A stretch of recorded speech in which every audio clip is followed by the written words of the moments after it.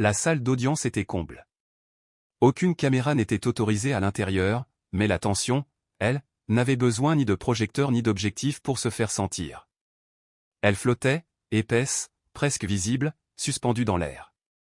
Un murmure parcourut la galerie lorsque le juge s'éclaircit la voix et prononça cette phrase à haute voix: « On s'attend à ce que Hailey Bieber témoigne cette semaine. » À cet instant précis, tous les regards se tournèrent vers la table de la défense, vers Diddy. Il ne bougea pas un battement de cils, pas un geste. Pourtant, derrière cette immobilité apparente, quelque chose changea. Il se pencha légèrement vers son avocat principal, murmura quelques mots inaudibles, puis saisit un verre d'eau. Sa main tremblait. Mais au lieu de boire, il reposa le verre lentement sur la table, comme s'il était fait de glace fragile. Et soudain, le coup claqua. La paume ouverte de Diddy frappa la table en bois, une seule fois, mais avec assez de force pour faire taire même le dessinateur judiciaire assis dans un coin.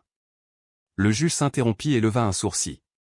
Son avocat posa doucement une main sur son avant-bras, dans une tentative discrète de prévenir une nouvelle explosion. De l'autre côté de la salle, les procureurs échangèrent des regards.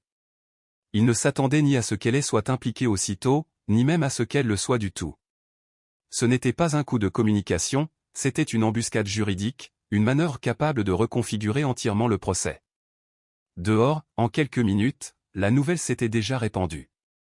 TMZ lança un titre, Twitter s'embrasa. Hailey Bieber, appelée à comparaître dans le procès de Diddy. Il n'y avait encore aucune confirmation officielle, mais quelque chose avait changé. Les journalistes coururent vers leur téléphone, les paparazzis encerclèrent le parking du tribunal. À l'intérieur, Diddy fixait droit devant lui, impassible. Aux yeux du public, cela pouvait sembler être un rebondissement de plus dans une saga de célébrités chaotiques. Mais pour ceux qui se trouvaient dans cette salle et ressentaient le poids de ce moment, ce n'était pas juste une convocation. C'était une menace. Car tous comprenaient une chose, si elle venait témoigner, c'est qu'elle avait vu quelque chose, entendu quelque chose, peut-être même vécu quelque chose. Et quoi que ce fût, cela pouvait faire tomber un empire. Avant les convocations, avant les dates d'audience, avant que les gros titres n'explosent, il n'y avait qu'une photo. Une seule image floue, capturée lors d'un événement privé dont presque personne ne connaissait l'existence. Elle n'était pas destinée à être vue, ni par le public, ni par la justice, et encore moins par Hailey. Pourtant, quelqu'un l'avait gardée. En silence, avec soin, comme une arme chargée, attendant le moment juste. La photo montrait le pont faiblement éclairé d'un yacht. Des guirlandes dorées suspendues au-dessus des têtes, des silhouettes de célébrités en habits de créateurs, des flûtes de champagne scintillantes à l'arrière-plan. La plupart des visages étaient trop flous pour être identifiables. Sauf un. Hailey était là, légèrement décentrée, vêtue d'une robe argentée, riant ou peut-être grimaçant, difficile à dire. À ses côtés, à peine visible, un homme penché très près d'elle. Certains disaient que c'était Diddy, d'autres n'en étaient pas sûrs. Mais le parquet, lui, semblait convaincu. Assez pour construire une menace autour de cette image. Une nuit qui, jusqu'à récemment, n'existait que sous forme de rumeur. Cette photo n'était pas qu'un cliché, c'était une clé. Une fissure dans la vitre d'un cercle fermé. Le monde intérieur de Diddy, où de telles fêtes se chuchotaient, mais ne se prouvaient jamais. Pour Hailey, cette photo fut une déchirure dans l'image soigneusement construite de sa vie.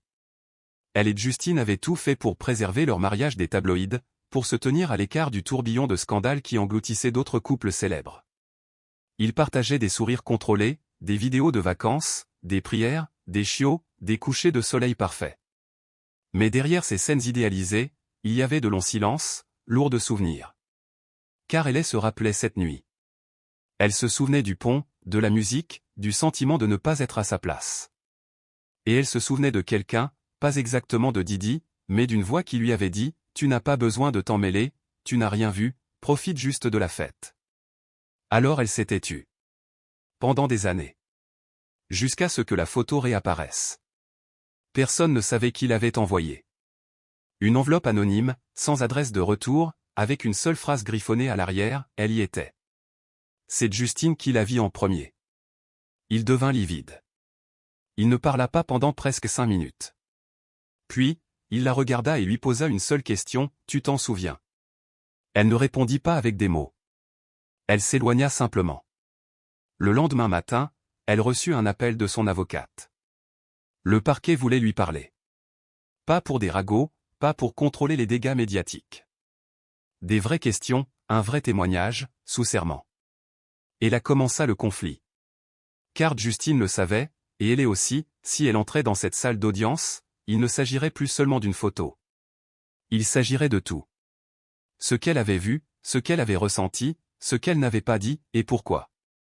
Quelque part dans la ville, dans une salle de guerre juridique baignée de lumière fluorescente, l'équipe de défense de Didi s'activait déjà. Eux aussi avaient vu la photo. Ils l'avaient analysée, tenté d'étouffer, mais c'était trop tard. Elle circulait déjà.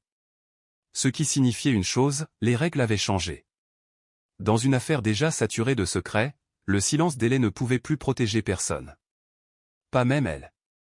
Le coup à la porte arriva à 7h12.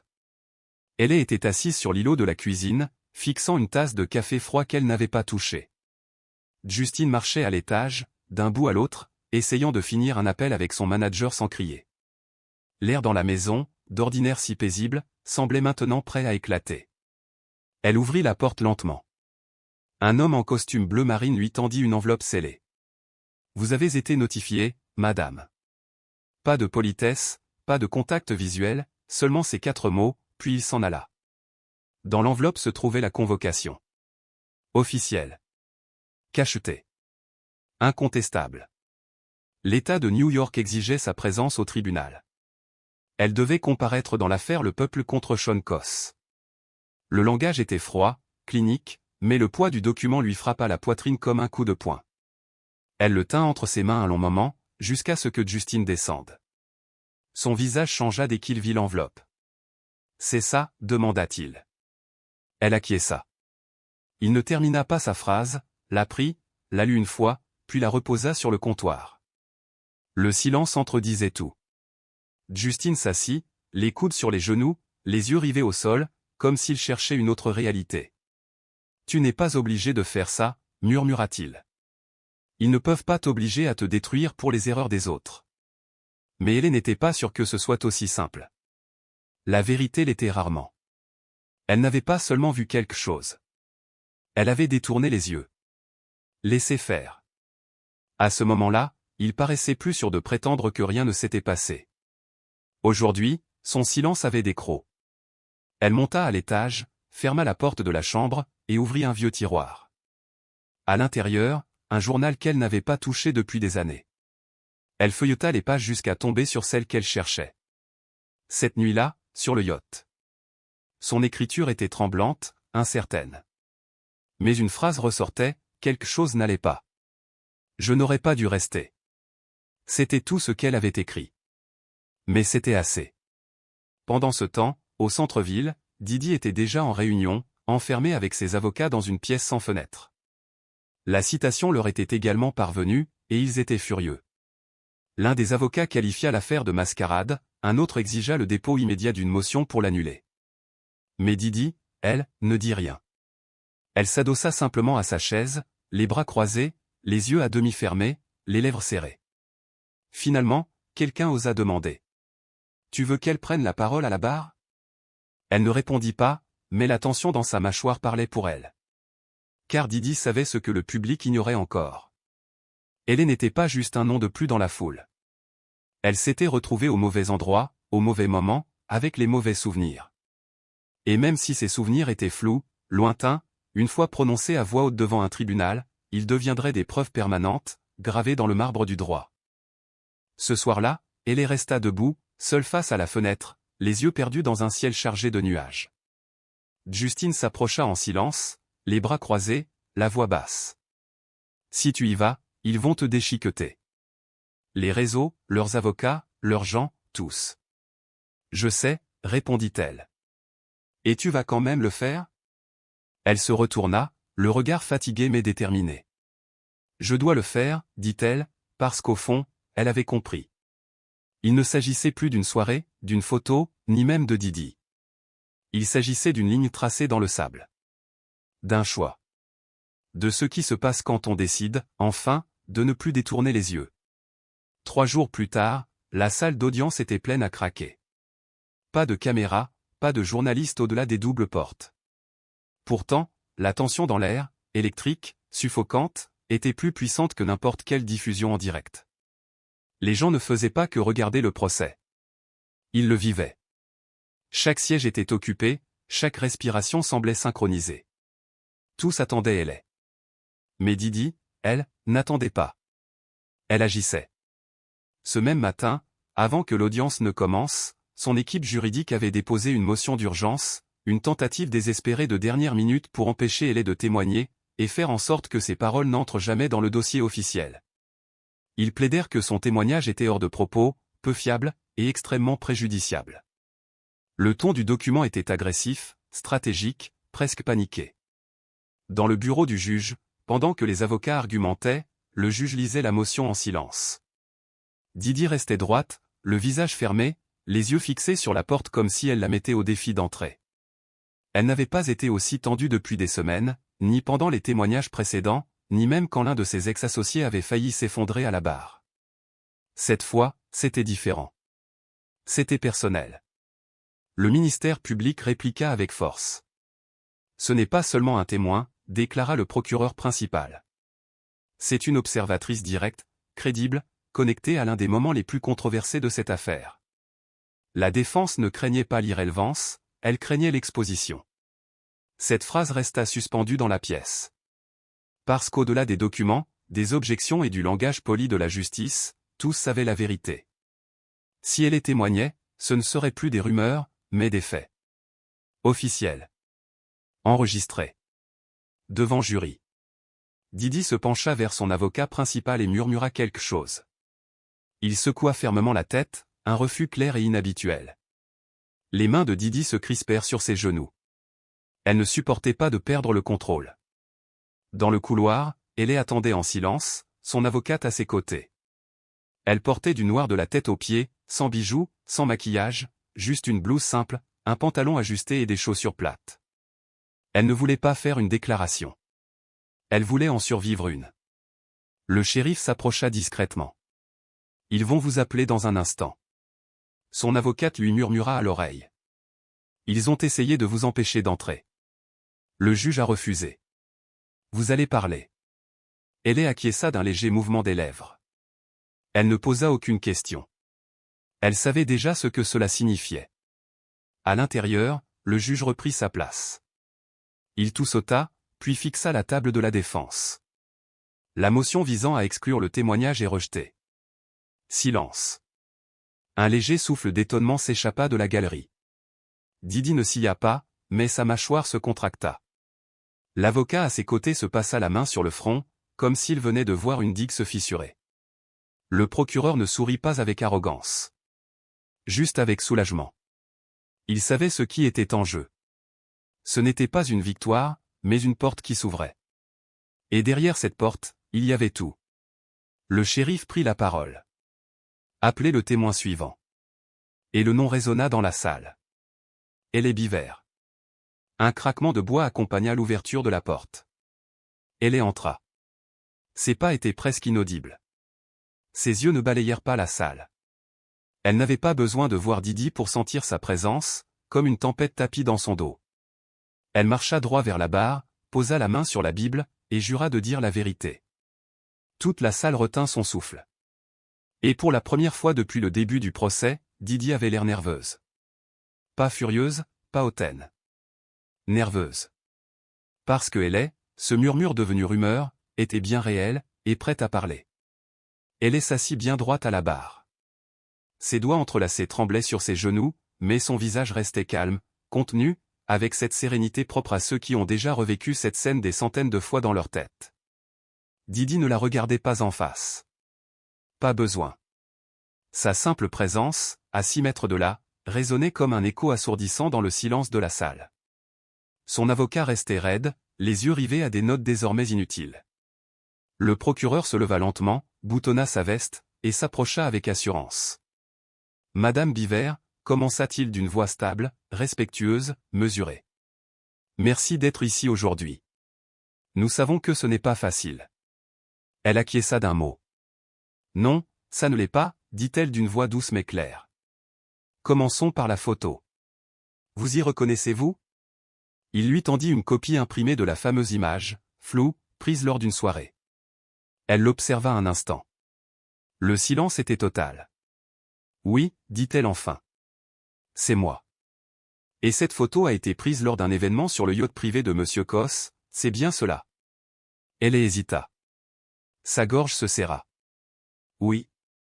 J'y ai été invité, mais je ne savais pas vraiment de quoi il s'agissait. Un murmure traversa la salle, vite réduit au silence par le marteau du juge. Que voulez-vous dire par là, demanda le procureur. Elle baissa les yeux vers ses mains. Je pensais que c'était juste une fête, de la musique, des boissons, des gens du milieu. Mais, une fois sur place, quelque chose clochait. L'atmosphère, le comportement de certains, d'autres qui semblaient vouloir partir, mais n'y arrivaient pas. Avez-vous vu Monsieur Cos ce soir-là? Elle inspira profondément. Oui, répondit-elle. Un seul mot. Mais suffisant pour faire frissonner la salle. L'avocat de la défense griffonna frénétiquement. Didi restait de marbre, les lèvres pincées. A-t-il échangé avec vous directement? Elle secoua la tête.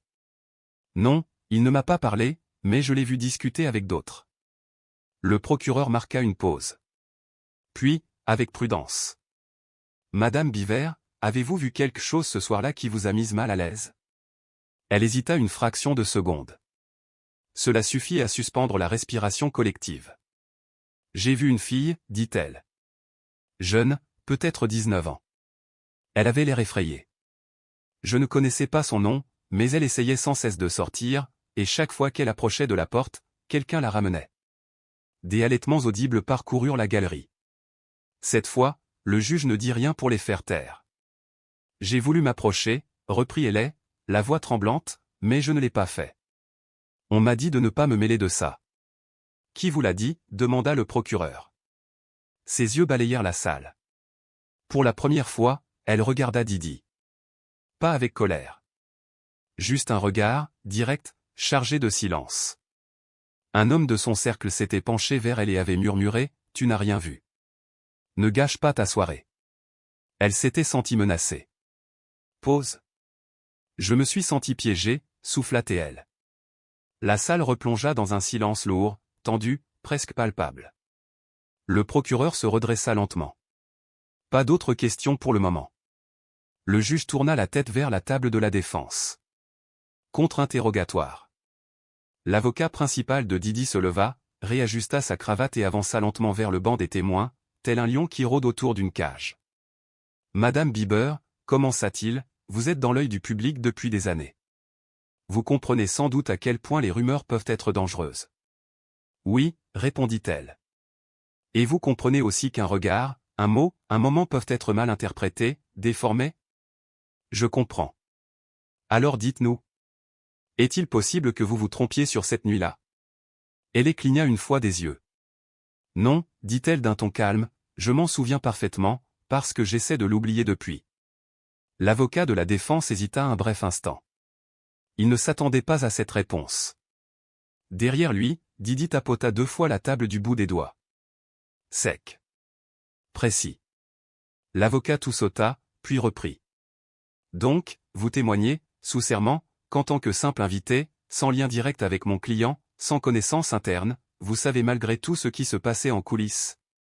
Je témoigne, répondit Hélène, que j'ai vu une fille horrorisée, qu'on m'a dit de ne pas intervenir, que j'étais présente, et que je n'ai jamais oublié. Un court silence suivit. Peut-être que je n'étais pas la cible, dit-elle, la voix à peine brisée, mais j'étais témoin. Et à cet instant, la salle changea. Parce que plus personne, pas même Didi, ne pouvait prétendre ne pas avoir entendu. Les lumières parurent plus vives, les murs plus proches. Et pourtant, personne ne bougea. Tous savaient que quelque chose venait de basculer. Puis, la photo arriva. Un officier de la cour la remit au juge. Il l'examina d'un regard impénétrable, puis la transmit à la défense. Didi ne la toucha pas.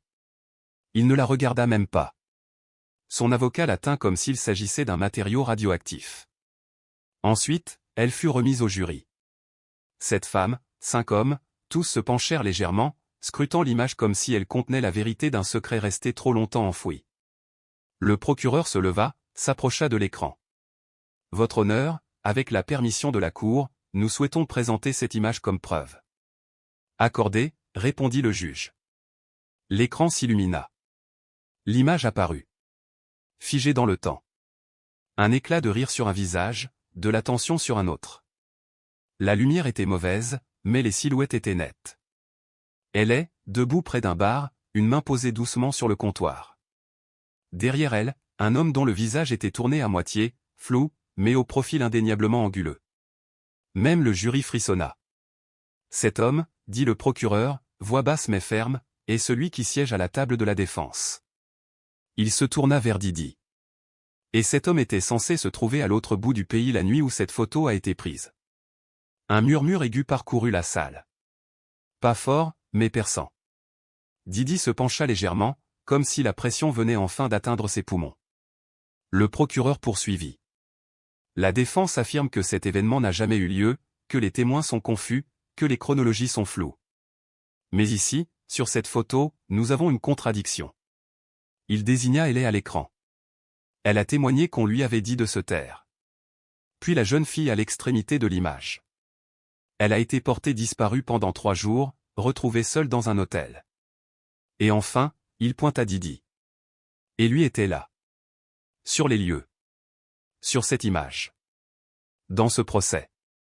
Derrière les visages impassibles de l'équipe de la défense, le chaos bouillonnait. Un avocat murmura quelque chose de tranchant. Un autre fouillait frénétiquement son iPad. Mais Didi ne dit rien. Il ne cligna même pas des yeux. Il observait.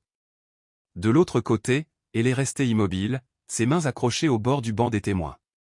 Sa respiration s'accélérait, mais ses yeux restaient fixés sur l'image, non parce qu'elle devait la voir, mais parce qu'elle ne pouvait regarder ailleurs.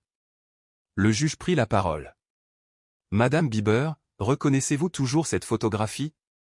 Oui. Et pouvez-vous confirmer, sous serment, que cette image n'a pas été altérée?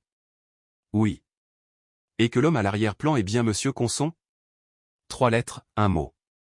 Mais il tomba comme un marteau. La salle sembla rétrécir sous le poids de ce « oui ». Le silence qui suivit était lourd, impénétrable. L'avocat de la défense se leva brusquement. Objection, lança-t-il, plus fort que nécessaire. L'image est dépourvue de métadonnées et l'identité du photographe est inconnue. Le juge le fixa au-dessus de ses lunettes. Objection notée. Mais le témoin s'est identifié, ainsi que Monsieur Conson. Le jury déterminera la crédibilité. L'avocat se laissa tomber dans son siège. Mais Didi ne bougea pas.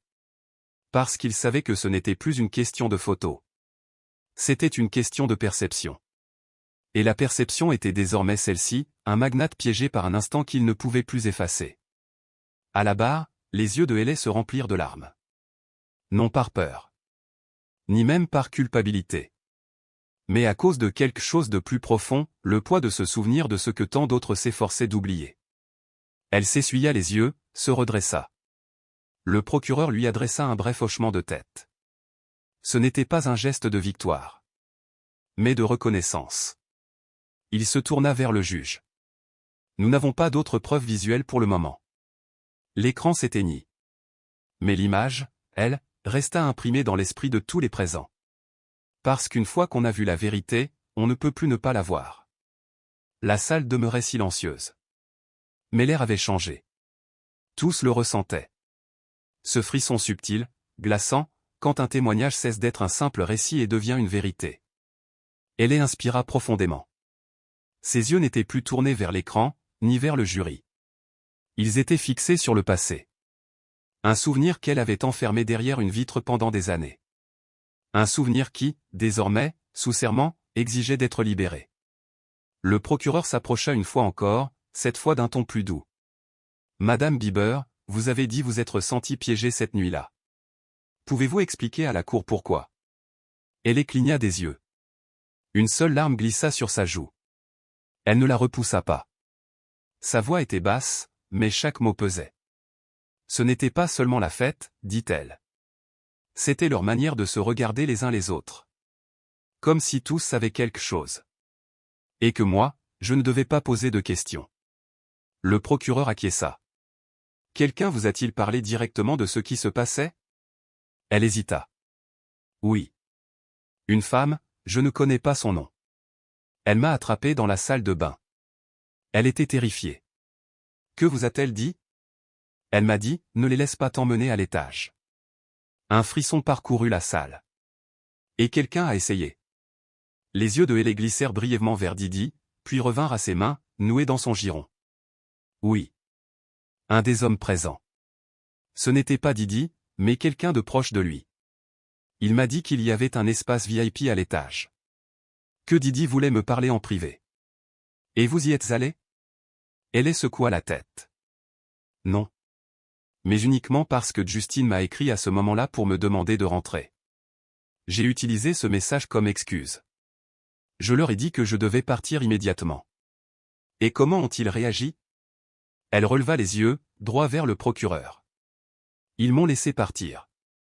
Mais avant que je ne franchisse la porte, l'un d'eux s'est penché et a dit, « Tu as de la chance. » Tout le monde ne s'en va pas comme ça. Un silence glacial s'abattit sur le tribunal. Au fond de la salle, quelqu'un toussa nerveusement, mais personne ne bougea. Même le juge semblait troublé. Le procureur, lui, ne perdit pas une seconde. « Et vous pensez que cet homme travaillait sous les ordres de Monsieur Cosse? » « Je ne le pense pas, » répondit Hélé. « Je le sais. » Elle marqua une pause, puis ajouta, la voix ferme. Il portait un badge noir, identique à celui des autres organisateurs, et il a dit quelque chose de très clair. Il est loyal à Monsieur Consenne. Ces mots tombèrent comme un coup de tonnerre. L'équipe de défense de Didi se leva immédiatement. Objection, pure spéculation, dit l'avocat. Objection retenue, trancha le juge avec fermeté. Le jury devra ignorer cette affirmation. Mais c'était trop tard. Tout le monde l'avait entendu. Et surtout, ils avaient vu son visage lorsqu'elle l'avait dit. Ce n'était pas le visage de quelqu'un animé par la colère ou la vengeance, mais celui de quelqu'un qui avait gardé le silence bien trop longtemps et qui, enfin, n'avait plus peur. Puis vint la question que personne n'attendait. Pas même Hélé. Madame Bieber, êtes-vous prête à nommer Monsieur Cosse comme quelqu'un qui a permis ou ignoré les comportements que vous avez observés cette nuit-là? L'avocat de la défense bondit si vite qu'il manqua de renverser sa chaise. Votre honneur, ceci n'est pas une question mais une accusation sans la moindre preuve. Le juge leva la main. La témoin répondra. Le souffle de Hélé se fit plus court. Ses lèvres s'entr'ouvrirent. Elle resta un instant silencieuse. Toute la salle se pencha en avant, suspendue à ces mots. Puis elle parla, lentement, avec clarté. Je dis qu'il a vu la même chose que moi, et qu'il a choisi de laisser la musique continuer. Didi ne réagit pas, mais ses yeux, autrefois fermes et durs, étaient désormais flous, perdus, comme s'il cherchait une issue au fond de lui-même. La défense tenta de rediriger, mais le mal était fait. Car dans cette seule phrase, Hélé avait dit ce que tout le monde avait eu peur de prononcer. Il n'était pas ignorant. Il était là.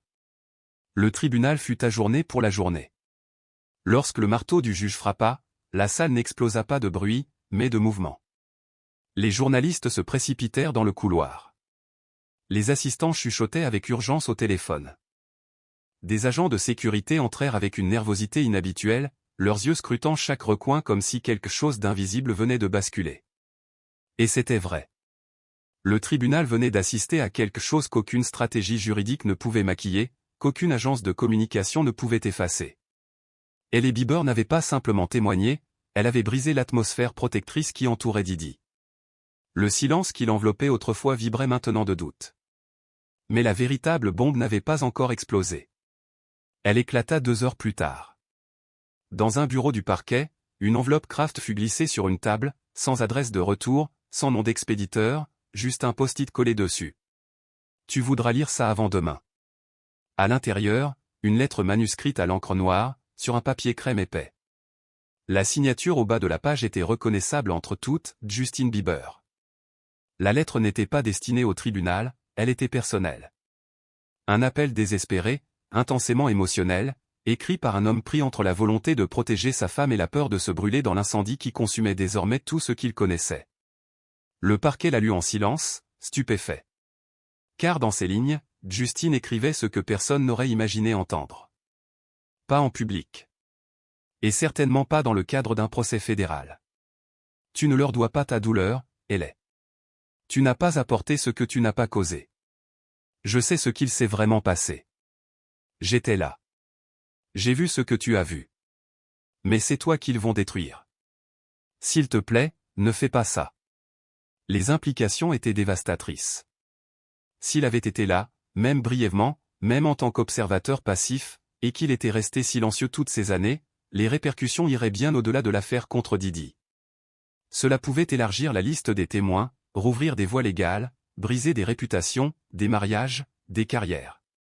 Et maintenant, le parquet possédait cette pièce. Le lendemain matin, la nouvelle fuita. Pas la lettre en elle-même, mais le fait qu'un document manuscrit, d'une célébrité jusqu'ici muette, avait été déposé. Internet explosa. Justine savait, devint virale en quelques minutes. Les spéculations affluèrent. Essayait-il de protéger Ellie? De se sauver lui-même? Ou s'était-il simplement effondré sous la pression? Le tribunal devint une forteresse. Barricades, gardes armés, journalistes hurlants. Même d'autres célébrités jusque-là silencieuses appelèrent leurs avocats. À l'intérieur, Didi faisait les 100 pas. Il ne s'asseyait plus, ne s'affalait plus dans son calme glacial habituel. Il marchait, encore et encore. Ses avocats, à ses côtés, tentaient de contenir les dégâts, d'anticiper l'inévitable. Car si le tribunal acceptait cette lettre comme preuve et c'était probable, il n'y aurait plus seulement la voix de Ellie dans ce procès. Il y aurait celle de Justine. Et contrairement aux rumeurs, contrairement aux spéculations, c'était de l'encre sur du papier. Incontestable. Permanente.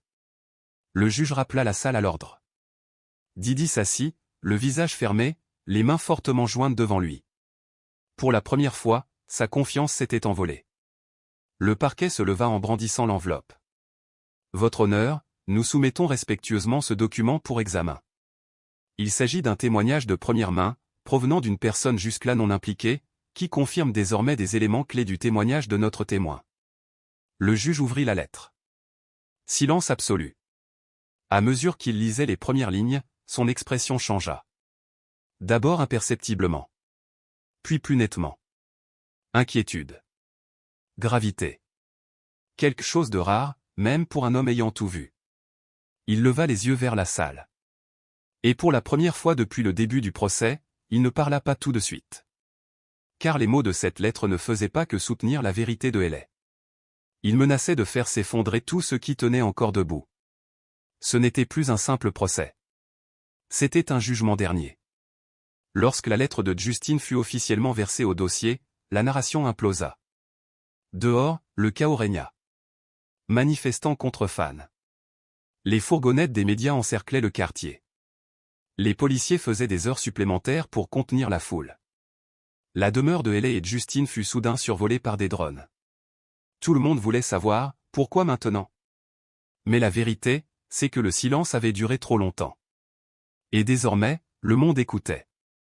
Dans la salle d'audience, la lettre avait explosé comme une grenade judiciaire. L'équipe de Didi s'empressait de colmater les brèches. Son avocat principal demanda une suspension immédiate. Il argumenta que la lettre violait la procédure, qu'il s'agissait d'un témoignage contournant la confrontation directe. Mais c'était trop tard. Le préjudice n'était pas juridique, il était émotionnel. Le jury avait vu le visage du juge pendant sa lecture. Et ils avaient vu celui de Didi. Le parquet, flairant le sang, changea de tactique. Ils n'avaient plus besoin de témoins. Ils avaient quelque chose de plus puissant que toutes les preuves matérielles réunies. Ils avaient une émotion brute. Authentique. Écrite par quelqu'un qui n'avait rien à gagner. Et tout à perdre.